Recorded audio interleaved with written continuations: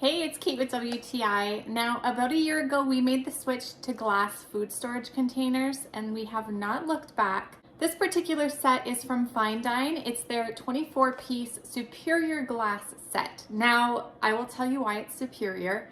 The main reason for me personally is that you can not only take it direct from the fridge, but from the freezer and use it in a hot oven. You don't need it to come to room temperature. You can literally take frozen glass and put it in the oven. If you've ever had glass explode on you before, I have more than once, you know what a nightmare that is. That is a huge selling feature. I love that it's microwave safe, dishwasher safe, really low maintenance. It comes with 12 glass containers with their lids. It seals incredibly well. So if you have liquids, you throw this in your lunch bag, you don't have to worry about it leaking all over.